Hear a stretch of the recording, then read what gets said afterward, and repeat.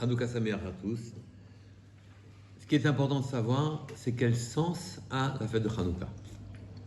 Alors, il y a ce qu'on sait tous, oui, que la fête de Hanouka, c'est une victoire militaire, une victoire importante, une victoire étonnante, c'est-à-dire qu'une armée de très peu d'hommes a vaincu une armée gigantesque qui était la meilleure armée du monde à l'époque. Et très bizarrement, on ne s'étend pas du tout sur cette victoire qui est en soi miraculeuse et étonnante. Et ce qui compte pour nous, c'est autre chose. On a d'abord été étonnés parce que les Grecs eux-mêmes, en ce qui les concernait, les Grecs eux-mêmes, quand ils sont conquis Israël, quand ils sont entrés en Israël, ils ont eu un souci de rendre les huiles qui animaient la menorah. De rendre bien. Un conquérant, son souci, c'est de se mettre bien avec les gens. Vous posez toutes les questions que vous voulez, hein, vous m'arrêtez. C'est de se mettre bien avec les gens. Non, parce qu'il y a des choses très intéressantes qui m'ont dit. Enfin, qui, moi, m'ont intéressé. Et donc, les Grecs se sont intéressés à rendre tmeot les huiles. C'est vraiment pas le souci. Les huiles de la menorah. C'est pas le souci d'un conquérant d'aller rendre les huiles il voulait éteindre la menorah. Oui. Et donc, en vérité, le sens habituel qu'on donne à la fête de Hanouka, c'est que c'est une victoire spirituelle. Nous vivons encore dans un monde, une civilisation gréco-chrétienne, gréco-romaine, etc. Nous sommes en civilisation grecque. Nous vivons grec. Sachez que aujourd'hui, d'une manière générale, la manière que l'on a de réfléchir, elle est grecque. C'est-à-dire, tous vos schémas de raisonnement, tous vos processus de compréhension, tous vos modes d'appréhension de la réalité sont grecs. Vous ne voyez, vous raisonnez de manière logique, oui, vous raisonnez de manière aristotélicienne, vous raisonnez philosophie, vous raisonnez, c'est-à-dire que vous avez des a priori, on vous a construit des a priori dans les têtes et vous vivez dans une société où c'est déjà sont déterminés les buts sociaux et les critères de réussite. Oui.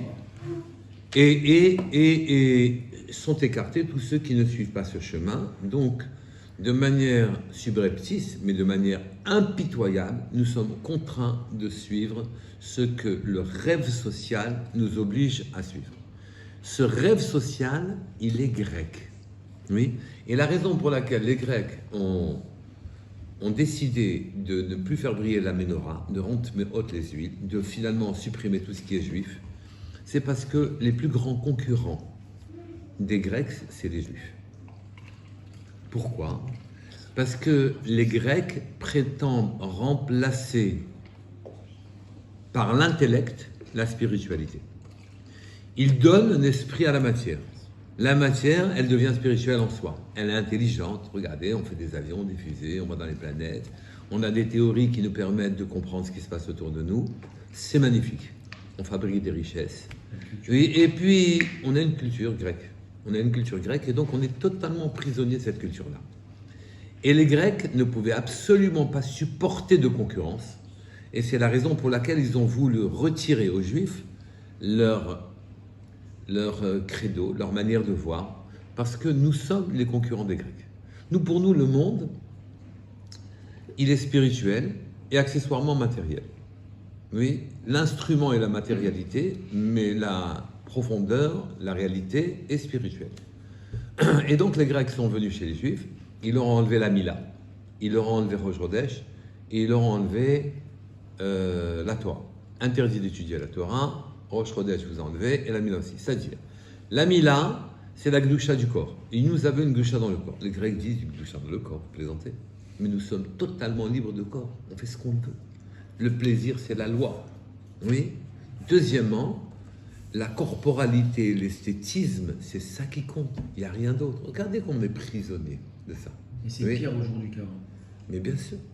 Et donc, ici, les Grecs disent, le corps, il n'y a pas de Gdusha. C'est l'homme qui décide de tout. C'est l'homme qui décide de tout.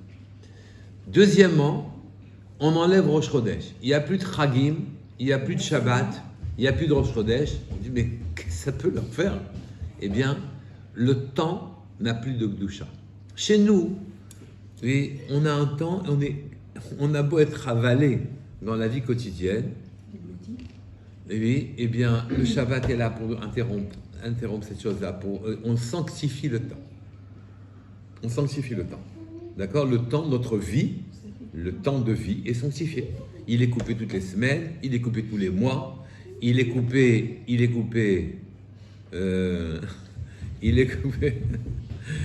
tous les mois, il est coupé toutes les semaines, il est coupé au Chagim, il y a beaucoup de fêtes, et donc le temps est sanctifié, on veut pas. Et les Grecs, surtout, ils ont dit la Torah, hors de question. Vous avez, à ce moment-là, vous allez nous faire rentrer dans la tête des notions qui vont définir les buts de l'existence de manière différente de nous. On ne veut pas vous tuer, vous les Juifs. On veut vous civiliser. Vous êtes des sauvages, vous ne comprenez pas la chose, oui. Et on veut vous civiliser. On veut vous apprendre. D'ailleurs, pour vous dire la vérité, très sincèrement, on vous donne des bourses. Hein. Si, soit vous arrêtez la religion juive et vous vivez, et au contraire, on vous donne des gymnases, on vous donne une culture, on vous rend beau. Regardez, vous êtes moche, oui, on vous rend beau, oui. On rend beau sans jeu de mots. On se dénude. Oui. Et donc, on vous rend beau et on vous paye. Il y a des bourses d'études qui ont été données. Oui, on vous paye, mais vous sortez de votre obscurantisme. Il y a un midrash qui, dans le début, concernant les premiers mots de la Torah, qui dit Bereshit bara Elokim et Hashem et haaretz, va'haaretz hayta tohu vavo vechosher al pnei tehom. La terre était au temps des commencements, tohu, tohu c'est les premiers exils, bohu le deuxième, le troisième, oui, c'est les Grecs, et le quatrième, c'est les Romains et d'autres. Le troisième s'appelle Chosher. Il nous reproche, nous, d'être obscurantistes, alors que eux, on les appelle, ils ont obscurci le monde. La manière de comprendre qui est la leur est évidemment très séduisante. Les buts qu'ils ont assignés à l'homme sont très séduisants. Et donc, on ne peut pas lutter. On ne peut pas lutter. Et puisqu'on ne peut pas lutter, on est dans l'obscurité. Oui, on est dans l'obscurité. Et ça, c'est la victoire qu'on a sur les Grecs. Quand les Grecs ont dit que vous arrêtez la Ménorah.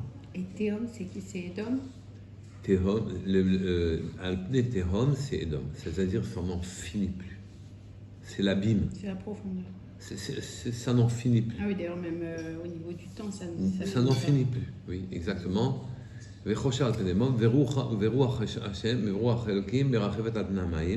Et l'esprit divin flottait au-dessus des eaux. C'est l'esprit de Mashiach qui va venir ramener de la clarté dans tout ça. Donc nous, on appelle Yavan, les Grecs, on les appelle les obscurantistes parce qu'ils nous contraignent. On ne sait pas échapper à leur emprise. On ne sait pas dire non. On ne sait pas dire non. Il y a des nouveautés, on y va, quoi. On vit avec son siècle. Et c'est le drame. C'est pas un drame de vivre avec son siècle. C'est le drame. Pourquoi c'est le drame? Parce que on ne vit dans un mode goy. On ne vit pas dans un monde juif. Nous, on englobe dans notre équation des termes que les goyim ne font pas entrer. Leurs équations, elles sont simples au bout du compte. Première, vous savez, c'est comme l'immobilier. Première règle, l'emplacement. Deuxième règle, l'emplacement. Troisième règle, l'emplacement. Oui. Là-bas, première règle, le plaisir.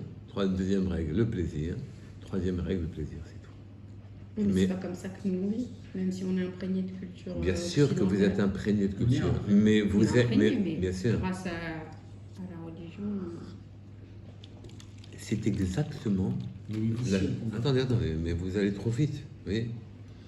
Donc, mais on ne peut pas nier qu'on est imprégné. Bien sûr. D'accord. Et que les buts qu'on s'est assignés, nous aussi, on veut de l'argent, on veut être médecin, on veut avocat, on veut ceci, on veut cela. On veut. On n'a pas trop le choix. Hein? Sinon, on fait quoi? On crève la dalle, on est comme je sais que ce soir, je ne pourrais pas vous expliquer que vous avez le choix, je le sais. Oui. Mais sachez que vous avez le choix. Non, c'est un bon message. Sachez-le. Si j'ai le choix de ne pas aller bosser. Sachez. Tu veux pas bosser pour C'est un le bon plaisir. message. Non, C'est vrai que message. C'est un message compliqué à comprendre, mais c'est un bon Ouais. message.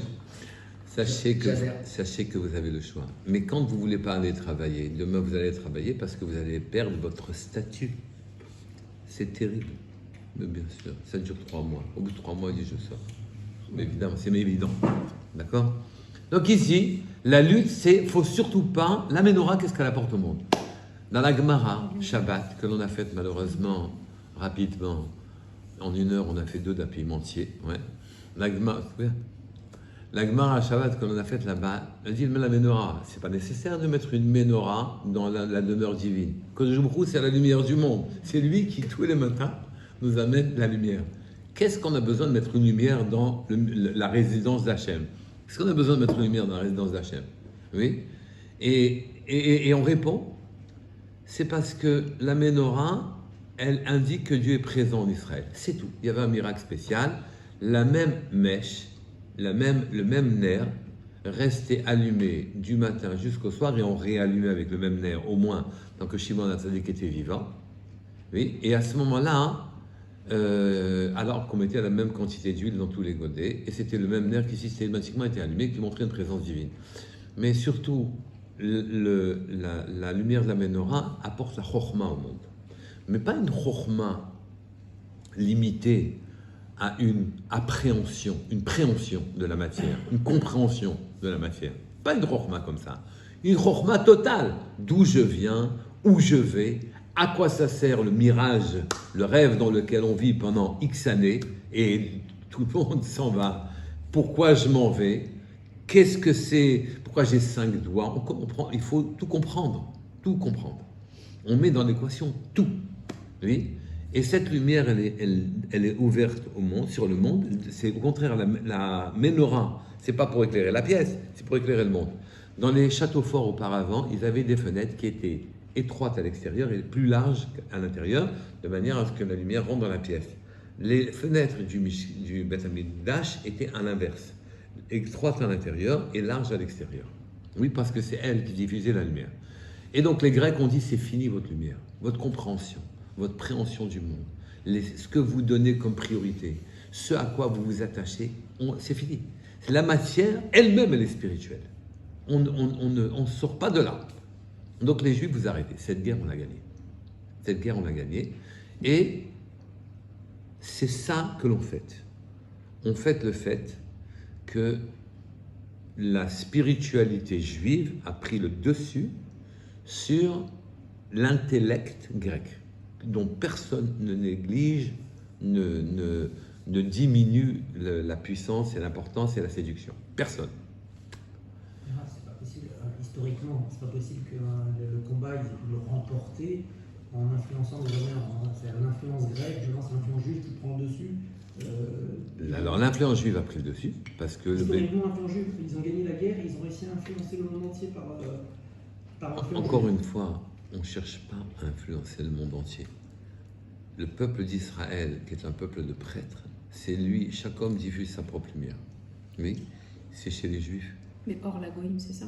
Hein? Hors la goïm. Quoi? Mais hors la goïm? Oui, alors c'est quand même d'illuminer les autres peuples, quoi, de donner entre guillemets l'exemple. C'est ça, en tant que prêtre. Donc le Beth Amikdash, c'est pour nous. On ne demandera pas aux goïm de faire 613 mitzvot.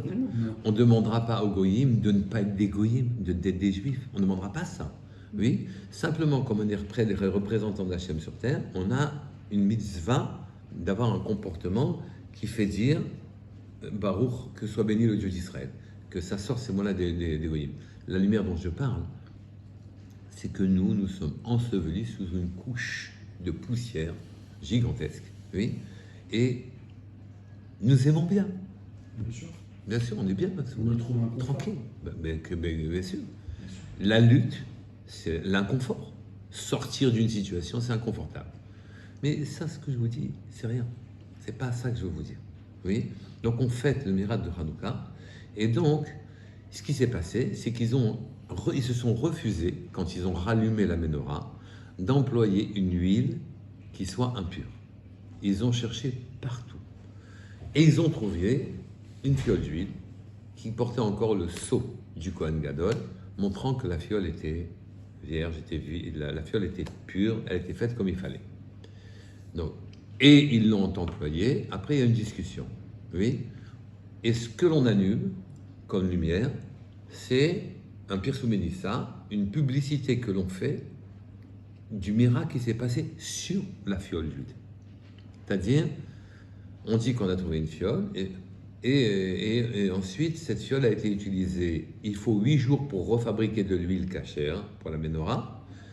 On n'en avait pas. Il nous fallait donc tenir 8 jours. On a utilisé cette fiole et cette fiole a permis d'allumer la menorah pendant 8 jours. On demande à ce moment-là, la première fois qu'on a trouvé la fiole, franchement, c'est pas un grand miracle. Donc, on devrait allumer 7 nérotes pour la menorah. Pour la Hanouka, excusez-moi. On devrait allumer 7 nérotes seulement.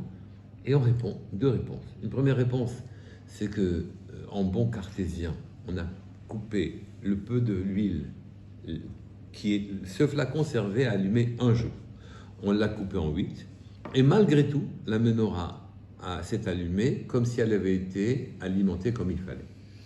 Mais c'est pas ça qui m'intéresse. C'est le deuxième. La deuxième solution, il y en a 3. La deuxième solution, c'est de dire qu'on a vidé avec beaucoup de émouna la totalité de la fiole dans la menorah pour l'alimenter. Elle a brûlé. Mais ce jour-là, le même jour, la fiole, l'huile est remontée. Elle est remontée 1 jour, 2 jours, 3 jours, 4 jours, 5 jours, jusqu'à 8 jours. Et donc, on fait ça. On aurait pu allumer une bougie chaque jour et par personne, ou bien une bougie par famille, ou une bougie par personne. Non, on fête le nombre de jours où le miracle a eu lieu, 8 jours. Donc le premier jour, on allume une bougie, d'après Bethilel en tout cas, et ça va jusqu'à 8 bougies. Donc c'est ça que l'on fait. On insiste sur cette victoire. Donc on aurait pu dire, c'est très simple, voilà. Ce que c'est Hanouka, je viens de vous l'expliquer, c'est satisfaisant, c'est grec, ouais, c'est logique, c'est structuré, d'accord. Et bien Hanouka, c'est pas ça. Bon, j'aurais pu dire, par exemple, la mitzvah que l'on a de perso, c'est pas seulement ça ce que je veux dire. La mitzvah que l'on a, c'est de faire publicité. Donc si jamais j'allume une Hanoukia à 20 amot, à 10 mètres au-dessus du sol, l'oshil tabaïna, mon œil ne maîtrise pas, donc c'est pas un bon endroit où on mettrait un panneau publicitaire, je suis obligé de l'enlever, de la faire descendre. On la met au-dessus de 10 sfachim du sol, à la hauteur de cette table. Oui, cette table-là. Pourquoi? Parce que c'est sans fatigue, j'ai le message publicitaire devant moi. Je ne peux pas les mettre en rond, les nérodes de Hanouka. Il faut qu'elles soient en ligne, de manière à ce qu'on comprenne, c'est le premier jour, c'est le deuxième, c'est le troisième, le quatrième. D'après Tosfot, et qu'on est là, on est possèque nous comme Tosfot les Sfaradim, d'après Tosfot, on n'allume qu'une seule Hanoukia par famille, tandis que les Ashkenazim sont poskim comme le Rambam, donc on a inversé. Oui, et pourquoi une par famille? Parce que si le message c'est de dire combien de jours oui, il y a eu de miracles, si vous allumez, quand vous êtes dans la maison à 5, vous allumez, c'est 5 et c'est le 6e jour, ça fait 30 bougies d'allumées. Celui qui regarde de l'extérieur, il ne sait pas si c'est 30, c'est 6 x 5 ou 5 x 6. 6 x 5 ou 5 x 6, exactement. Voilà, on ne sait pas. Si c'est le 6e jour avec 5 personnes, 5e jour avec 6 personnes. Et donc, il faut se... Parce que Tosfot, il dit aussi que c'est la publicité pour sa maison, alors qu'à l'intérieur de la maison, on sait combien on est de personnes. Mais la publicité pour ma maison, c'est une Hanoukia sur la table. Oui, et tout le monde la regarde. Ça, c'est une publicité pour la maison. J'ai pas besoin que chacun... Parce que Tosfot, il s'intéresse à ceux qui sont dans la maison. Eh ben... Donc on voit le nombre de Hanoukia qu'on a. Mais non. On pourra le voir. Oui, mais il y a trop de lumière. Le message est brouillé. Quand on fait un message publicitaire, on le fait clairement. Oui, il y a 8 points. C'est comme si au lieu d'avoir un homme politique, t'en as 5 qui parlent en même temps. Non, parce que là on a dit de comme c'est le cas aujourd'hui où tout le monde parle en même temps, personne n'écoute l'autre. Parce que là on a dit c'est de l'extérieur, on ne sait pas, on n'arrive pas à compter le nombre de bougies. Non, j'ai dit de l'extérieur, mais de l'extérieur de l'endroit où c'est posé. Toutes les personnes ici, le message est brouillé. Donc on voit ici que ce sont des mesures publicitaires. Cependant, on pourrait analyser. Oui, et puis on le met aussi naturellement comme une bonne publicité. Bachoutz, quand j'ai une maison, avec un khatser, la halakha n'est pas comme Rashi, elle est comme Tosfot, tu mets à la porte du khatser, oui, du côté droit quand tu rentres, puisque du côté gauche quand tu rentres, parce que Le côté droit, tu as la mezouza, et le côté gauche, tu rentres entre deux trucs. Donc il faut une Hanoukia qui s'enferme, que le vent n'empêche pas, etc. On le met dehors parce que c'est un message. Et on le met à 10 cm de la porte. Pourquoi? Parce qu'un message publicitaire, il faut dire quelque chose, mais il faut identifier qui le dit. Sinon, ça n'a pas de sens. Oui. Et donc, tu le mets 10 cm, un téphar de la porte. Donc, on dirait que Hanouka, on fête une victoire spirituelle. Oui. Et que donc, c'est un pirsumel, c'est une publicité. Cependant, si maintenant on réfléchit à la juive, oui, un peu, et pas à la grecque, on ne fait pas une salade grecque, oui. Si on réfléchit à la juive, on ne peut pas s'empêcher de penser, quand on vous dit que vous devez mettre les flammes de la menorah, l'âme Hanouka, excusez-moi, à 10 fachim du sol. Ça nous rappelle une Gemara dans Sukkot, la Gemara Souka, pardon, une Gemara dans Souka, qui dit que la Shrina, elle descend jusqu'à 10 farim. Pas en dessous. Même quand Akadosh est descendu au Sinaï, il descend jusqu'à 10 farim. Et on mesure dans le Kodesh à Kodashim, il y a le Aaron là-bas, il y a le coffre, il y a les chérubins, les krouvim, et entre les krouvim, on mesure, il y a 10 farim à partir du sol. Donc Akadosh descend que jusqu'à 10 farim, il ne descend pas. Et nous allumons le mieux, la meilleure hauteur pour la menorah, c'est que les flammes soient juste en dessous des 10 farim, dans les 10 farim. Donc avant la shrina. Exactement. Et je peux dire même plus que ça, que les Chachamim qui recherchent un petit peu plus, le sod, un peu plus de trucs, ils disent, mais il y a une ségoula spécifique dans la fête de Hanouka. On vous demande de regarder les Nérot. Oui, bon, le message publicitaire, c'est tu as compris, ça y est, ok, d'accord, ça va, combien on va regarder? On comprend le principe et ça y est, quoi, j'ai compris le principe, oui. Et donc là, non, on dit, regarde ces nérotes te remplissent. On dit que, avec le Pituché Chotem, le livre de Rabbi Yaakov Abersera, il explique que Ner, une bougie, Ner, en vérité, ce sont les deux lettres qui indiquent Neshama et Ruach. Nous vivons avec notre Nefesh. Le Nefesh, c'est l'animus, l'âme, qui vient me permettre de me mouvoir, de parler, de réfléchir, etc. Mais pas de parler. Qui vient me permettre de faire les mouvements du corps. J'ai de la vie. Les animaux aussi, ils ont une certaine nefesh, d'accord? Et vous voyez, on nefesh. Mais ils n'ont pas Ruach ou Neshama. Ils ont un Ruach, certes, ils parlent, mais leur parole n'est pas le reflet d'une profondeur. Elle est le reflet d'une nécessité, c'est ce que les Grecs disent, mais enfin... expliquez-nous la matière de manière structurée, qu'on y comprenne quelque chose. On ne vous demande pas de nous inventer des trucs, on ne comprend rien à ce que vous dites. Quoi. Oui, le Ruach et la Neshama, ce sont nos potentialités réelles. Si vous pouvez, tu peux devenir Moshe Rabbeinu. C'est parce que tu n'as pas d'ambition. Il est en train de te miser. La communauté, il va la terminer par moi. Je sais pas si on a tous le même Il va terminer par moi, t'inquiète Je pas. pense pas qu'on ait tous le même potentiel. Je pense qu'on a tous un potentiel. Sachez qui n'est pas comme Moshe Rabbeinu. que le potentiel de chacun, sachez que le potentiel de chacun est parfaitement unique. Il s'agit de se réussir et pas de réussir quelqu'un d'autre. Vous êtes unique, personne n'arrivera à vous remplacer. Si vous n'avez pas développé votre potentiel, il ne sera pas développé. Et il faudra redistribuer les tâches différemment, ça c'est le patron qui s'en charge. Mais nous avons un Ruach ou Neshama qui sont au-dessus de notre tête, en quelque sorte. Le Ruach, c'est pas tout à fait vrai, mais qui sont au-dessus de notre tête, et que, de la même manière... C'est quoi la traduction de Ruach? Le souffle. Le souffle.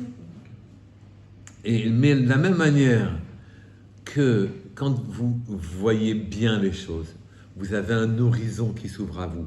Vous ouvrez un horizon, vous allez à l'horizon, il y a un nouvel horizon devant vous. Oui? Et bien de la même manière, vous avez un système qui s'est créé de logique dans votre tête qui vous permet de comprendre. Si vous l'élargissez, l'horizon s'élargit pour vous.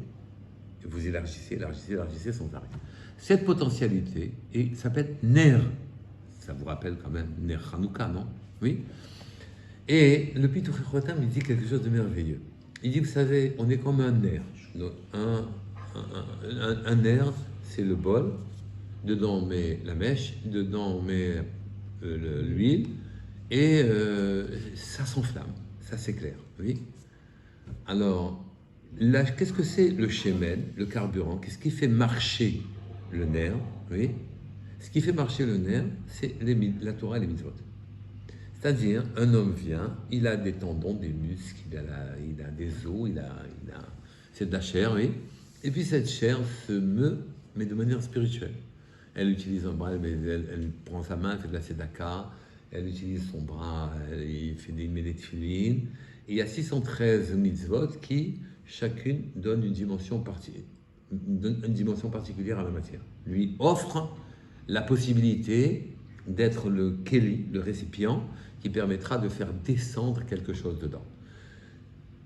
Les Grecs ne cherchent pas. Nous sommes Grecs, et donc à partir de ce moment-là, on ne cherche pas à se développer spirituellement, on cherche à se développer matériellement.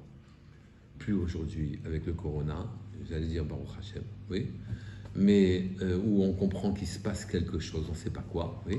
Et alors à ce moment-là, les canons de réflexion sont bouleversés, on n'est pas dans une chose normale, et ça nous contraint à pousser notre frontière de réflexion plus loin, et donc mais on n'arrive pas à l'intégrer. On a beau savoir et entendre tout ce que je dis, c'est pas pour autant qu'on va bouger d'un pouce, d'un millimètre ce que l'on fait dans la vie. Juste pour comprendre, le nerf, donc le nerf Hanouka, le nerf représente notre potentiel. Tout nerf. Tout nerf. Le Nun Resh que vous avez devant vous, qui s'appelle nerf, ça symbolise, et tu vas l'allumer à Hanouka. À tel point que l'on dit que l'on peut changer, entendez bien, la Hanoukia est une manière de changer son Teva, ce qui est absolument impossible par ailleurs, oui, de changer sa nature. Vous pouvez la changer en élargissant votre horizon à Hanouka. À Hanouka, ça s'élargit. Pourquoi ça s'élargit? Parce qu'en pleine obscurité, nous sommes dans un monde obscur. Même quand il fait jour, on ne comprend pas plus que ce qu'on comprend logiquement. Oui, ça va pas loin notre système de compréhension. Oui, et bien même quand il fait jour, il fait nuit donc, j'allume une lumière. Je n'accepte pas. C'est une manière d'allumer quelque chose, de refuser la clarté ambiante normale. Ma compréhension est insuffisante, j'allume quelque chose. Et cette mitzvah-là est une mitzvah très, très, très importante. Et donc, elle a une ségoula spécifique, singulière, qui permet effectivement aux hommes de modifier leur teva réellement. Et à ce moment-là, les sentiers battus qui sont les vôtres personnels, vous pouvez en élargir leurs frontières rien que en fêtant la fête de Hanouka comme il faut. Juste en allumant Juste en allumant. Il y a une ségoula spéciale quand vous allumez les nerfs de Hanouka, à condition naturellement d'avoir présent à l'esprit tout ce que je vous dis. Si jamais vous pouvez l'allumer, partir manger, il n'y a pas de problème, ou au restaurant, encore mieux. Oui. C'est comme si quand on allume, on voit mieux ce qui se passe dans le monde. On a Il y a la on est possibilité de voir mieux. On a la possibilité. On s'ouvre une opportunité. On s'ouvre une fenêtre nouvelle sur le monde que vous pouvez très bien ne pas exploiter. Tranquillisez-vous, vous pouvez aussi ne rien faire, il n'y a pas de souci. Je trouve que c'est pas un moment qui est propice à la réflexion en fait, c'est ça le problème, parce que c'est un moment où on est avec les enfants. Je vous en prie, Et encore rendez-le faut- propice. Oui, mais comment c'est ça? Parce Les que enfants, c'est à se concentrer, maîtrisez. etc. C'est un moment plutôt où on va jouer avec les enfants. Mais non, mais faites-les regarder la Hanoukia. Sensibilisez au fait qu'on allume une nouvelle lumière au monde. Que dans l'obscurité de ce monde-ci, parce que l'hiver, c'est les nuits obscures, les nuits les plus longues. Dans ces nuits les plus longues, sensibilisez qu'on vient, on allume une lumière de plus qui n'existait pas auparavant. Mais on vient allumer quelque chose. On est en train d'amorcer un mouvement. Les enfants, c'est le moment de les éduquer. C'est les moments de parler avec eux, de parler de ce que je vous dis en langage d'enfant. Les cadeaux, Les sous-gagnottes. Oui, bien sûr. Il y avait Ça fait partie du kiff. Non, mais- mais c'est pas le moment-là. Non, mais le monde, mais- découvrir un nouveau potentiel. Mais non, mais ça. en langage d'enfant. En langage d'enfant, vous parlez, les enfants, ils vous entendent. C'est simplement vous qui leur parlez en enfant. Regardez les ateliers, ils se pensent en enfant, ils disent bah. Parle-leur. Et les femmes, elles leur parlent. Ah, comment vas-tu, etc. Un petit peu, il ne comprend rien. Mais non, il comprend. Les femmes disent, il comprend. Oui. Ben oui, il comprend. Mais quoi ça veut dire il comprend? Ça veut rien dire il comprend. Il dit non, il comprend. Et tu vois, le gosse, il te contredit en souriant, bêtement, pour bien montrer que tu n'as pas compris qu'il fallait parler comme ça. Oui. Et donc, ce n'est pas un babillage enfantin. Non, parlez à vos enfants devant les Néroth de Hanouka en disant que le moment est très important et qu'on a gagné notre qualité de juif et qu'on va encore pousser notre horizon plus loin. Et c'est ça, la fête de Hanouka. C'est ça, la fête de Hanouka. C'est ça qui nous permet d'avancer.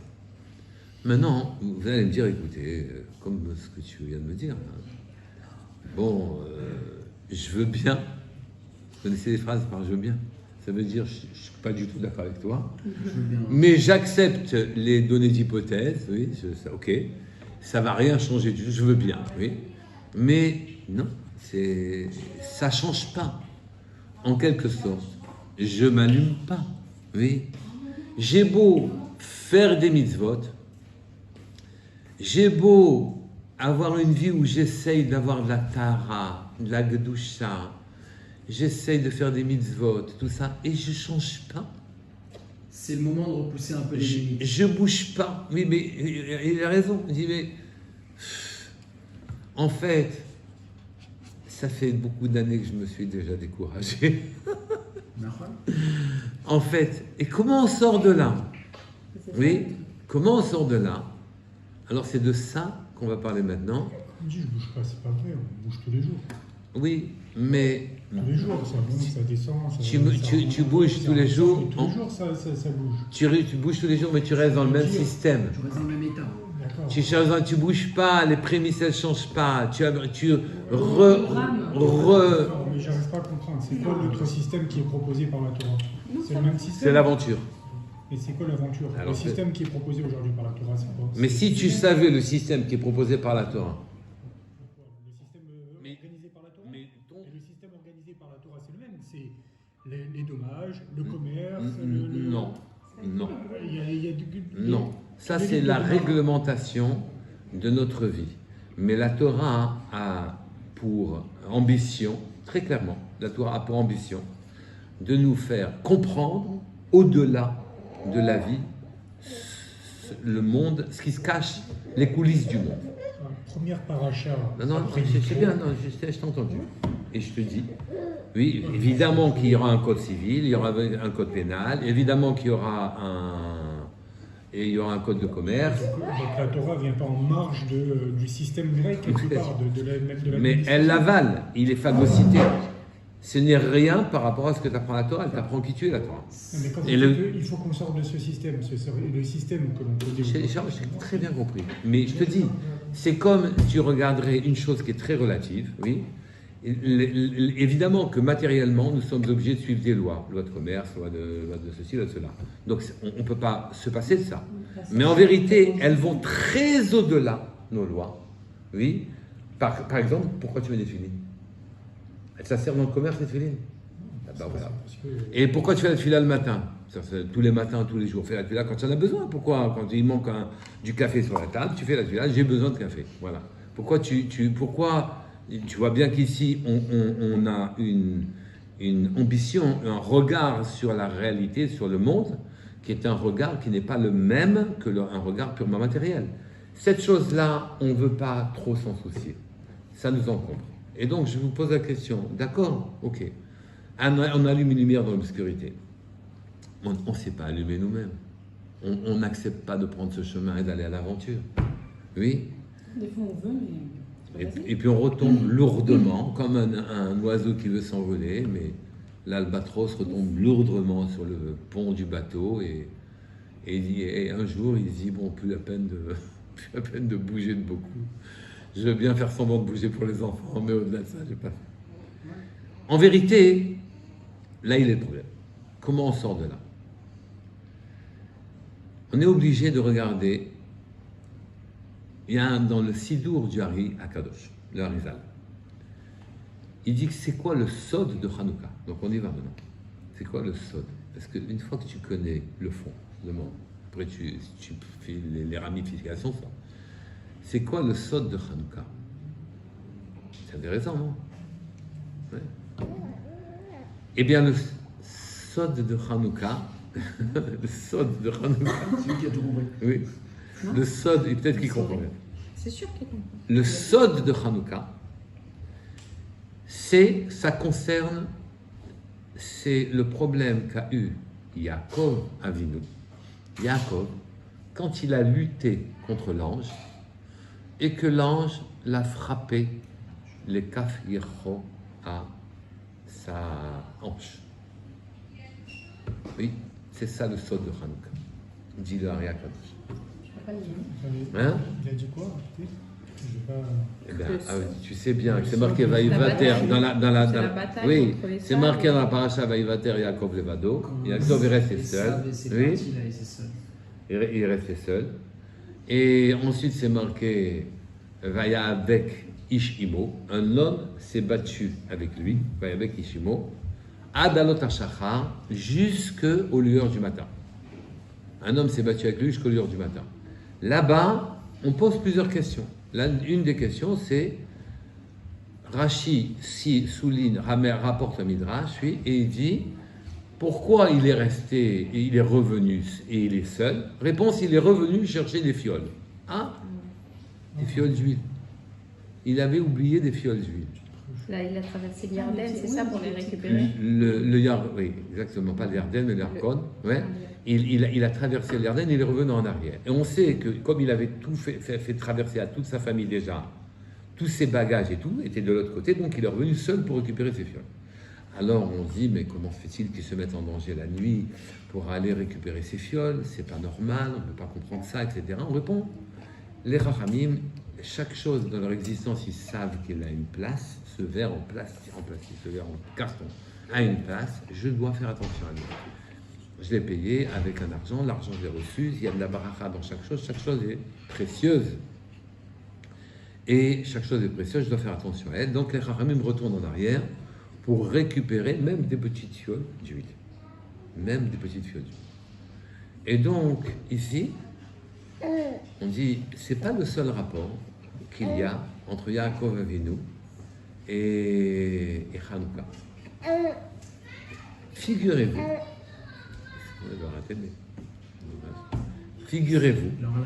il y a un Yaakov Yerouvni, oui, un Yaakov, un Yalkut Reouvni, le Yalkut Reouvni qui nous rapporte une histoire extraordinaire. Vous vous souvenez que dans la paracha d'avant la nôtre, Yaakov va essayer Yaakov de Beersheba, Harana, il s'est reposé dans un endroit, etc. Et vous vous souvenez qu'il a pris les pierres qui étaient autour de sa tête et que les pierres ont été réunies en une seule pierre. Oui, pas compréhensible. En termes grecs, on ne voit pas l'intérêt. Oui. Et toutes les pierres se sont regroupées en une seule pierre. Et quand toutes les pierres se sont regroupées en une seule pierre, il s'est levé, il n'avait qu'une seule pierre alors qu'il avait plusieurs pierres. Oui. Il s'est dit, il a compris qu'il avait un destin, qu'il allait lui arriver certaines choses, et il a oint cette pierre-là, cette masseva deviendra Even Hashtia. Oui. Et quand vous allez me dire, mais comment il a oint la pierre? Réponse, une bouteille d'huile, une fiole d'huile est apparue. Là-bas. Oui, une fiole d'huile est apparue. Comme ça ramène le Yalkut Yerouvni. Et il a oint cette pierre qui aura un destin donc particulier, mais au-delà de ça, la fiole s'est remplie. Et donc là, ça commence les fioles d'huile qui se remplissent. La fiole, qui est apparue de nulle part, il a trouvé de l'huile pour oindre à la pierre. Cette fiole, elle s'est remplie après qu'il ait employé pour oindre la pierre. C'est cette même pierre, 20 ans plus tard, 21 ans plus tard, 20 ans plus tard, oui, c'est cette même fiole, excusez-moi, 20 ans plus tard, oui, qu'il a oublié de l'autre côté du Yavok. Il a oublié. Et donc il est revenu en arrière et il a été la chercher. Déjà on comprend maintenant pourquoi il est revenu en arrière. Mais ce n'est pas suffisant, parce qu'on ne se met pas en danger pour ça. Et ici, les Chachamim disent, ici, il y avait une recherche de perfection de la part de Yaakov. Il a dit, ce n'est pas normal que j'oublie des choses Kodesh.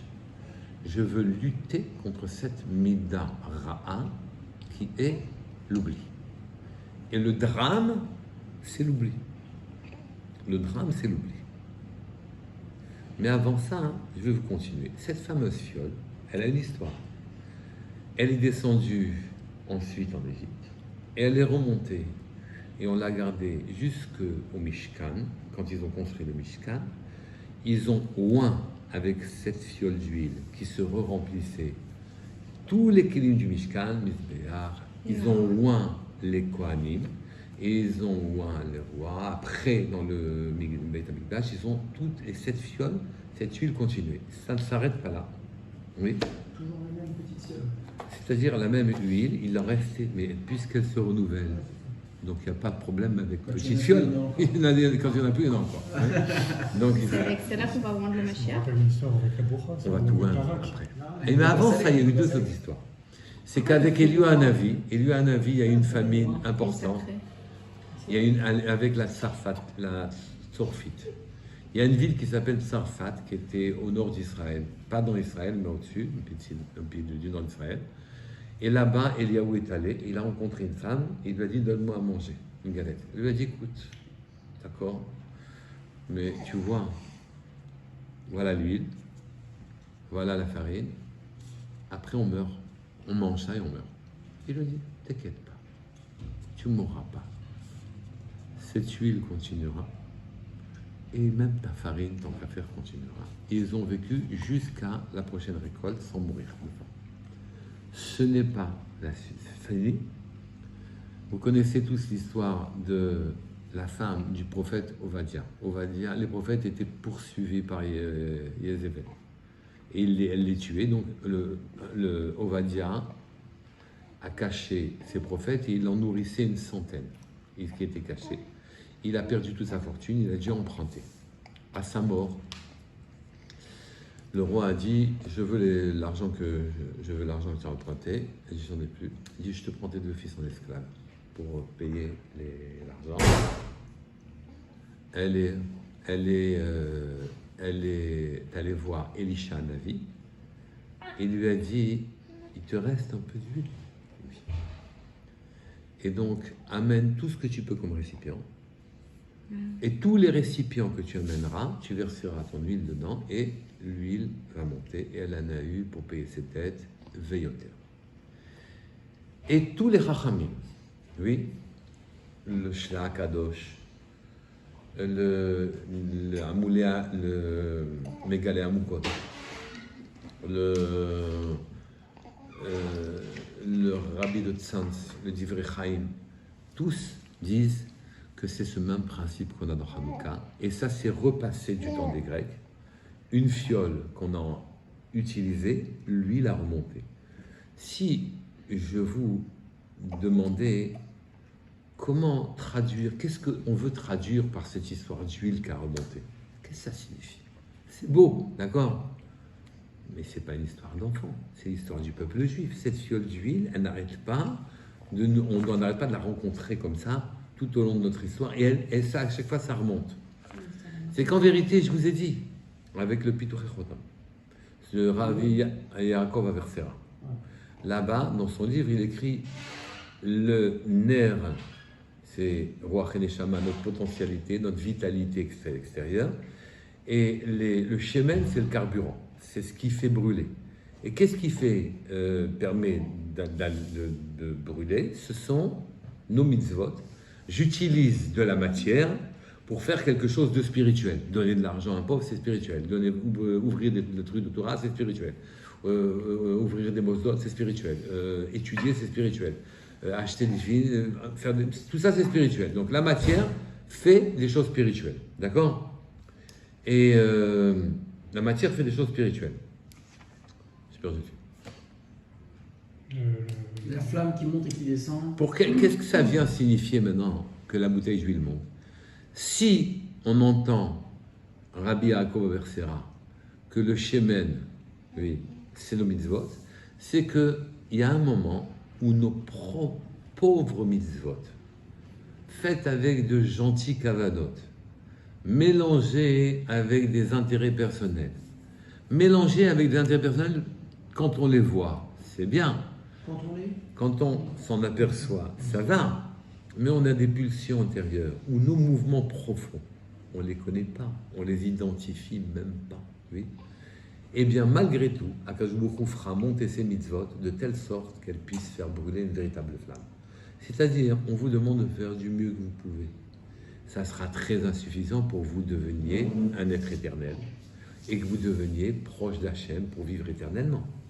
Eh bien, Akadosh Baruch Hu dit, t'inquiète pas.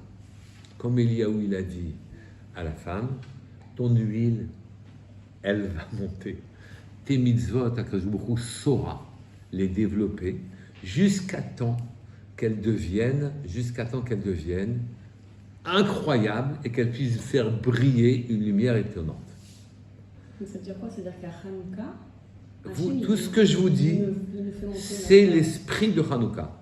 Quand je vous ai dit, c'est quoi le sens de Hanouka? C'est ça le sens de Hanouka. Et donc tout ça, c'est vrai.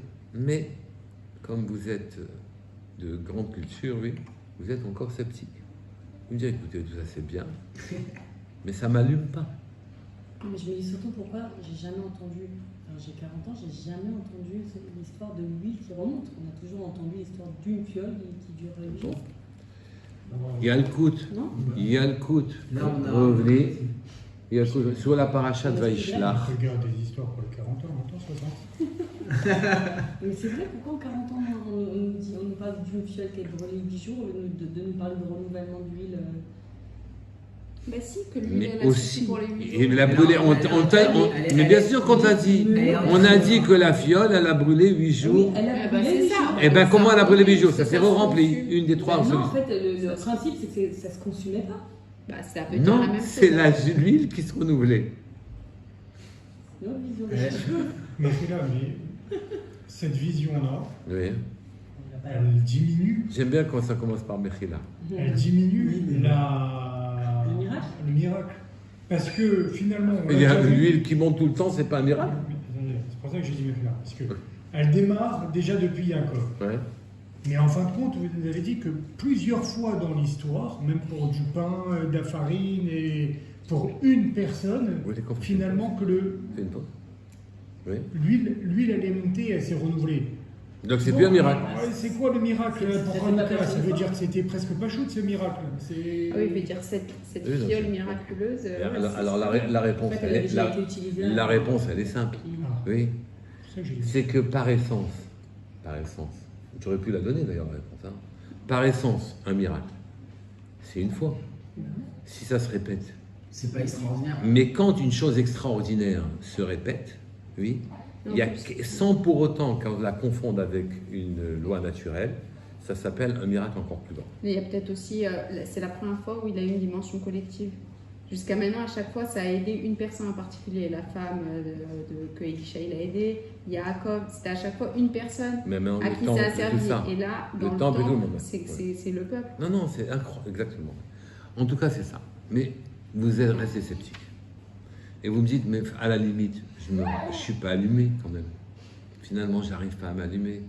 Ça va retomber demain. Oui. Pas enflammé. C'est pas enflammé, voilà. Non, mais vous avez dit un truc. Commence par Mechila. Vous avez dit un truc important. Vous avez dit déjà, si on sait qu'il manque un peu de lumière, c'est déjà pas mal. Bien sûr. C'est mieux que de dire à moi, je me lève, je fais 3 fois la prière, je donne la tzedaka, j'ai de yeshivot, j'étudie, je suis un grand sadique. Ouais. Je suis connecté comme il faut. Ouais. Ça déjà, c'est un prix de ce que vous avez dit. Mais on va aller plus loin, si vous permettez. Vous me permettez? Bien sûr. On va plus On est loin. chaud. Il a pour ça. En vérité, pourquoi on ne s'allume pas? La chose, elle est terrible. C'est que Yaakov Avinu a vu lutter contre l'oubli. Oui. Mais il a quand même été frappé. Il a été frappé à la hanche. Et on dit, Alken, c'est pour ça qu'on ne mange pas le guide à nager. Rapport. Mieux que ça, on dit qu'on est Chayab, on a marqué dans la Gemara, Halel Voda. D'accord? Ça veut dire Halel Voda. On aurait dû dire Hoda et Halel, par exemple. Parce que Hoda veut dire reconnaître en quelque sorte, et à ce moment-là, je peux louer. Si je reconnais, je peux louer. Mais Halel Vehoda, d'abord je loue, après je reconnais, c'est un peu bizarre. C'est qu'ici, le mot Hoda ne veut pas dire reconnaître. Il parle d'une mida spéciale qu'on appelle Hod, majesté, magnificence. Oui? Hoda, d'accord? Halel Vehoda. À qui vous redonnez magnificence? À celui que vous avez oublié. Le patron. Exactement. Dieu. On l'oublie tous les jours, tous les instants, sans arrêt. C'est la raison pour laquelle on ne s'allume pas. C'est comme si vous, d'un côté, vous voulez vous allumer, mais de l'autre côté, vous versez de l'eau sur le feu, en même temps que vous voulez vous allumer. Sans arrêt. Je n'ai pas dit que vous n'êtes pas excusable, que vous n'avez pas des circonstances atténuantes, que l'on n'a pas. Je me mets dedans. Les circonstances, vous avez, c'est vrai, c'est difficile, oui. Mais en vérité, le problème, il est là. Quand il a été frappé à la hanche, il a amené l'oubli dans tout ce qui est sa hanche. Un homme, les pieds d'un homme, ce sont ses enfants, sa stature, sa puissance, oui. C'est l'endroit où c'est Hod, justement. La hanche gauche, c'est les enfants, la descendance. C'est la majesté de l'homme. Il a été frappé là-bas. Mais là-bas, quand on frappe là-bas, quand on oublie la majesté d'Akadosh Baruch Hu, que l'on ne devrait pas oublier un seul instant. Si jamais un seul instant on oublie Hachem, Akadosh Baruch Hu est très gentil. Alors qu'il te donne de l'air, qu'il te donne de l'eau, qu'il te donne du sol sous tes pieds, qu'il empêche les microbes, les virus, les problèmes, qu'il écarte les soucis de nous, les peuples qui nous veulent du mal, etc. À chaque instant, on a évité. Il a bloqué 3 rues avant la voiture folle qui avançait du mauvais côté. Il a arrêté l'enfant avant qu'il fasse une bêtise, etc. Akadosh Baruch Hu nous surveille d'instant en instant et nous, on vit en aveugle. En aveugle, on vit. Oui, et ça nous convient parfaitement. On l'oublie. Oui, on l'oublie. Dans la prière qu'on fait tous les Shabbatot, c'est marqué Alken Chayav Adam. Non, Alken, c'est marqué Sheken Chiyuv, Sheken Chayav, Sheken Kol. Comment on dit dans le Nishpat Kol Chay? Non, bien après, à la fin. Sheken Chovat Kol Yisurim. Sheken Chovat Kol Yisurim. Après, c'est le Hodot, la lèvre. Il y a un chiyuv, il y a une obligation pour tous les Yisurim, toutes les créatures, de louer, de louer, de louer. Plusieurs verbes qui veulent dire louer, louer, louer. On est obligé de louer, louer, louer, louer.